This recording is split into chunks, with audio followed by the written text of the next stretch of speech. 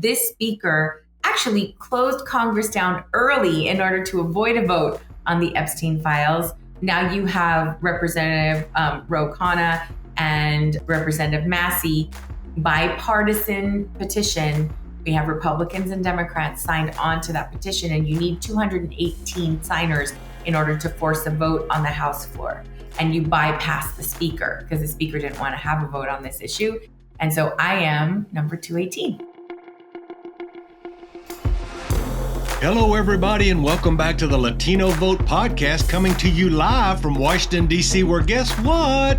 The government is still shut down. Mike Madrid's going to owe me a steak dinner because remember, Chuck Rocha had 4 weeks on the over and under, and Mike Madrid took the under for all of you gambling addicts out there.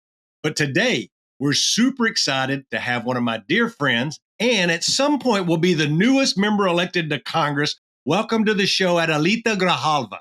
Thank you very much. It's good to be here. I couldn't think of anybody else I'd rather have co-hosting this show and get rid of Mike Madrid and talk to my friend, Miss Grijalva, and ask all the questions. We've been talking about her like she was on the show with us the last 2 segments. So we thought, well, why don't we quit putting words in her mouth and let her come tell us about what's going on and why she hasn't gotten sworn in. But before we do that, I think it's important for you all, the listeners of the Latino Vote podcast from across the country, to get to know Miss Grijalva like I knew her. You've heard me talk about emotional stories about her father and what he meant to me, but I think it's really important for us to get to know her. And yes, I was very close with her father. He was one of my mentors. He used to help me so much when I first started my business. I'll never be able to thank him enough. I think about him all the time.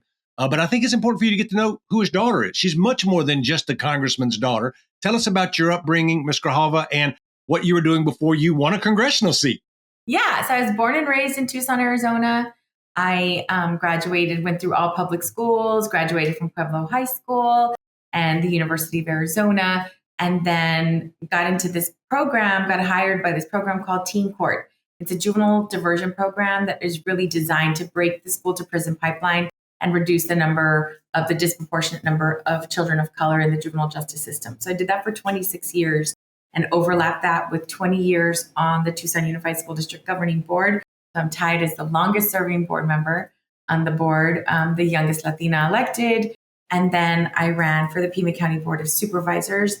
And I was the first Latina elected to the board, first Latina chair. And I was reelected to that position, almost 70% of the vote, January of this year, and resigned from that position in order to run for Congress in April. So I assumed you made your living as an elected official representing the county, right? I did for the 4 years and 4 months. But before that, I was at a nonprofit organization for 26 years. And the point I want to make here for those of you listening, because I mentioned this last week and I think it's very important.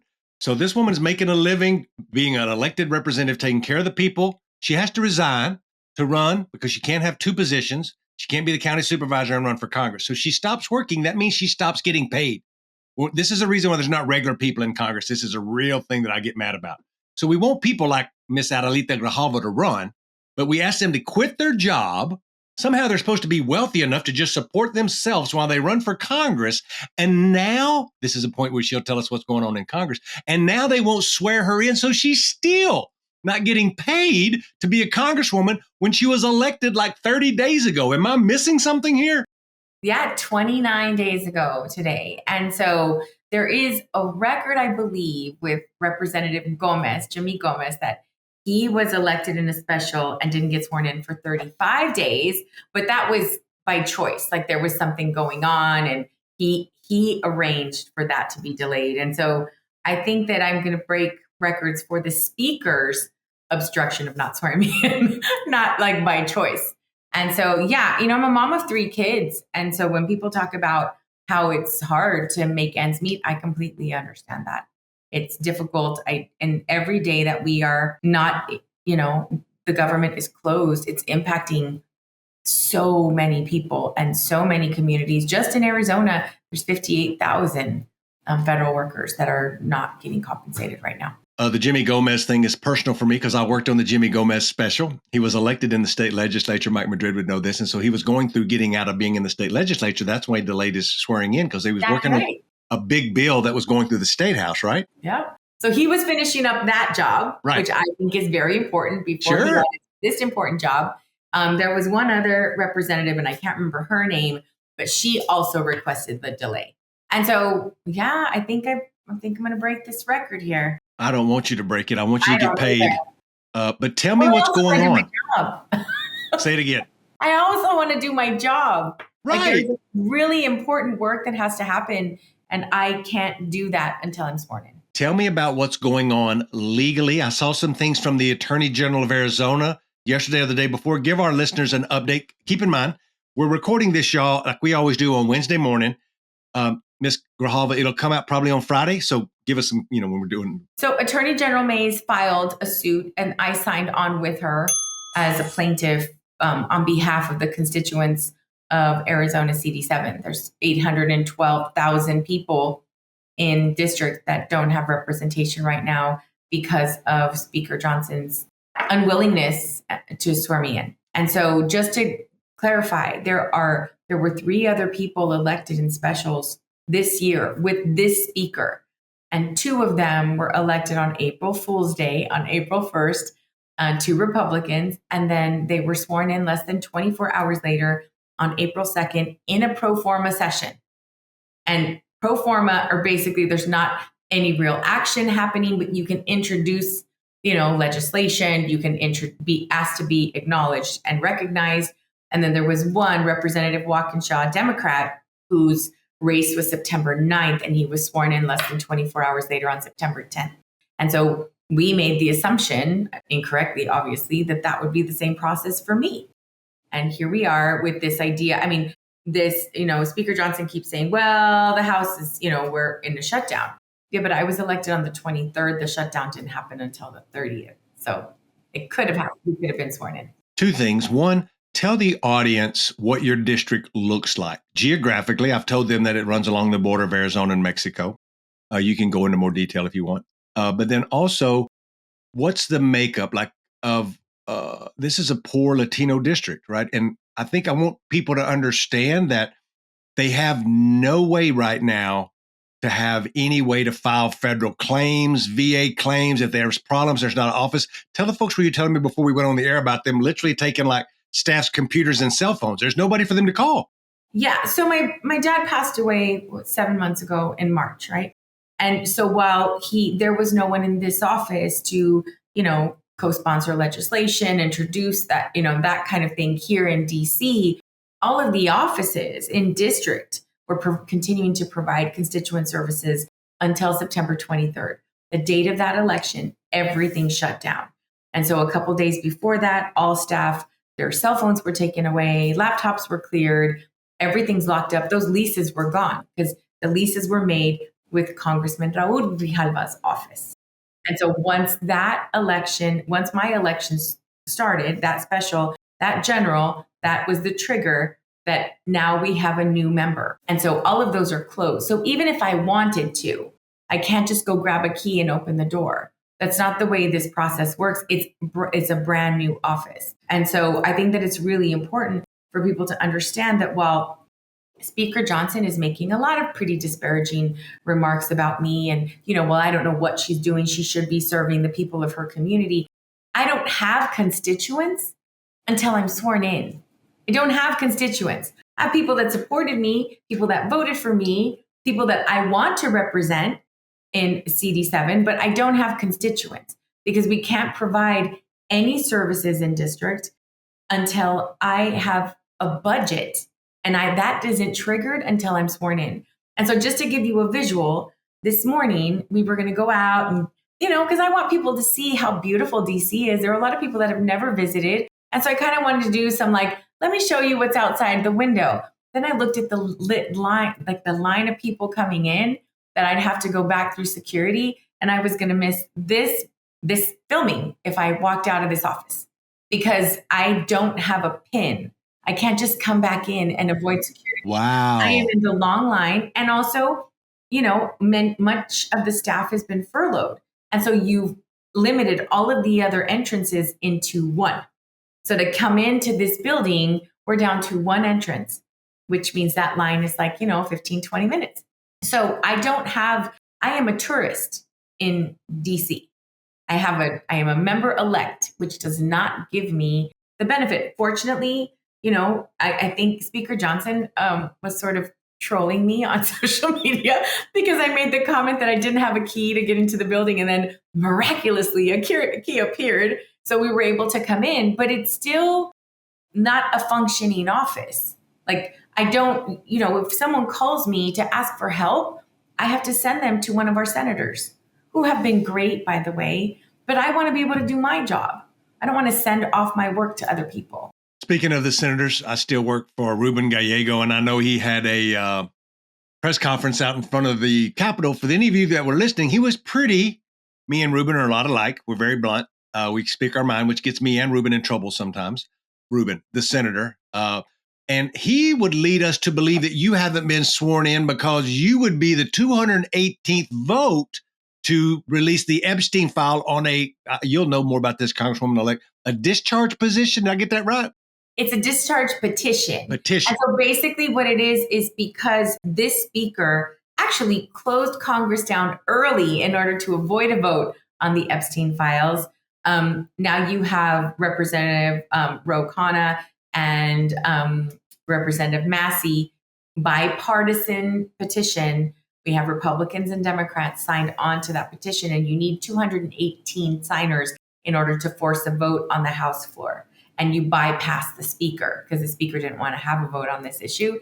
And so I am number 218. We're only going to have you for like 5 more minutes, 10 if I can get your staff to give me 10. But I want to ask 2 things. I want to go back to the district. I think it's important for folks to know that, and I've been in this district, I've done work in this district because of Ruben and your father.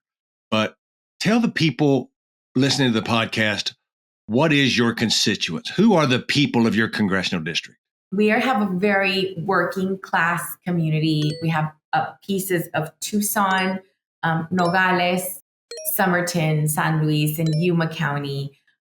We have Bisbee, and it is just an incredibly diverse community. We have 3 ports of entry with Mexico are in CD7. 3 points of entry. 3 of the ports of entry are with the ones with Mexico and Arizona are in this district. So we have a very diverse community, heavy Latino communities. The majority of us are Latino. And, we have very more urban areas with Tucson, but then we have very rural communities out in like Ajo and the Honotam Nation, Pascoyaqui tribal lands are all in CD7. And so when we talk about diversity of our nation, I do really feel like AZ CD7 is a really good representation of that. A lot of hardworking people that are being devastated by the policies of this administration. Your father was such a big advocate for the tribal nations. I remember that very well, and all the things that he taught me about that in your district.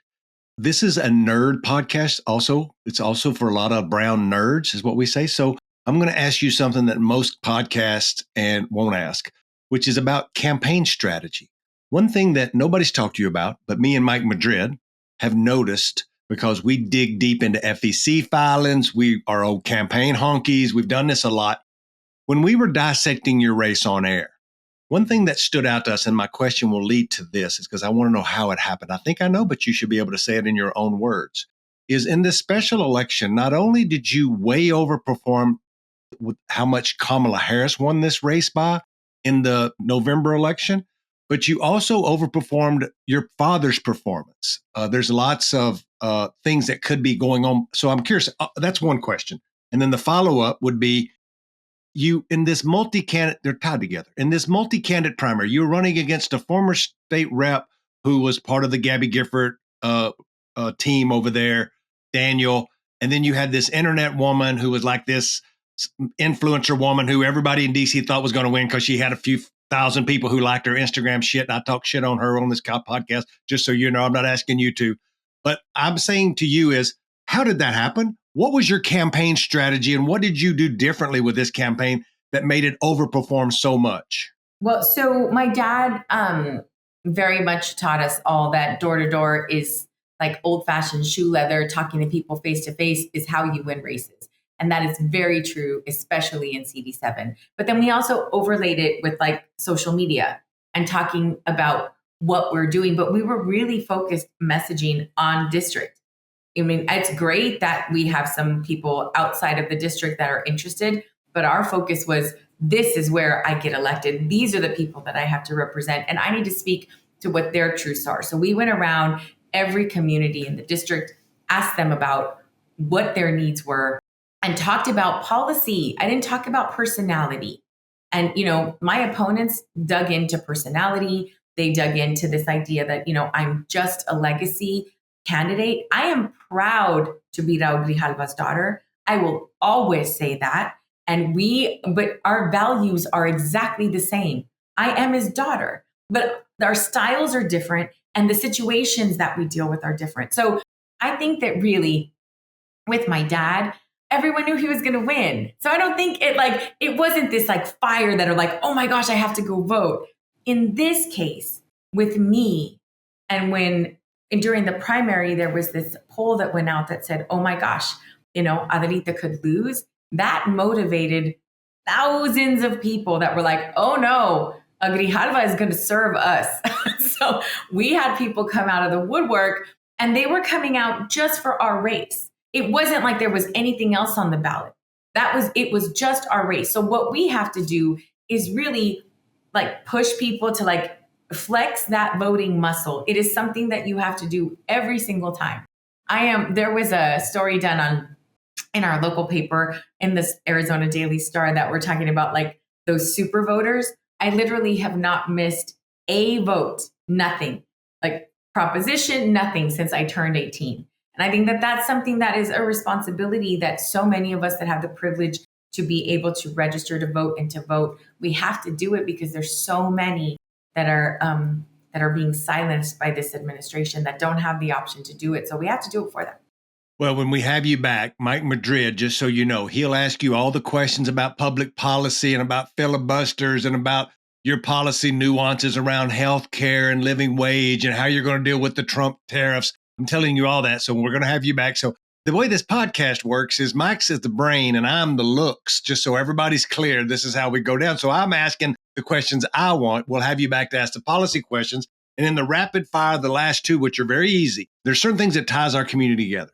Two of those things are food and music. And the two questions I have for you is the first one is around food. And it's not just your favorite meal, but what was the meal that was your favorite that your mother always made that you look forward to the most? So it's actually my Nana. Nana, okay. My Nana made, I'm pretty boring, some delicious, we called them fancy beans, but they had like chili pods in them. And they're just refried beans with tortilla. That is my absolute favorite meal. I also love lentejas, which are lentils, like a lentil soup. It's really simple, delicious. So those are my favorites. My mom made like a sort of chop suey thing that I didn't love then, and now I love it. So it's good with a lot of cabbage and stuff. You know, when you're younger, those things, cabbage doesn't sound fun. Now I'm like, I love it. And then music, my dad listened to a ton, like just diverse, my mom and dad both. So I know like Clarence Clearwater Revival and Tejanos del Norte and, Oso Motley and I mean, Little Joy La Familia. Those are all like who I grew up with. And if I have a choice to listen, I tend to listen to mariachi because my daughter is a mariachi. And so that's awesome. Mariachi music. Now I didn't then, but you grow up, you acquire things. And then anything 80s, really. I grew up, I'm a child of the 80s and early 90s. And so I do listen to a lot of 80s music. I wonder if Linda Ronstadt lives in your district. Linda Ronstadt does live in our district and she is amazing. And actually my daughter was on the stage. If you go to look for Mariachi Aslan, the Pueblo High School, singing to Linda Ronstadt when they dedicated the TCC Music Hall to Linda Ronstadt. So now it's the Linda Ronstadt Music Hall. There was one of the Aslan members, Giselle, she sang Blue Bayou. Oh. And my daughter is playing the violin. It's amazing. Awesome. So huge Linda Ronstadt fan over here. Oh, she's phenomenal. I grew up with my mama was only 16 years old when I was born. So I grew up like listening to her music, which was like 15 years above me. So Anyway, I know your team you need to go. You got to do all these other things. I hope that everybody who's listening to this, by Friday, when Andreas gets this out, that she is a congresswoman and sworn in.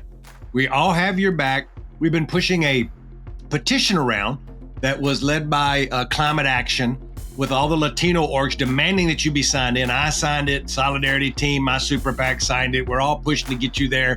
When you get sworn in, we'll have you back to talk about public policy with Mike Madrid, who is our policy expert.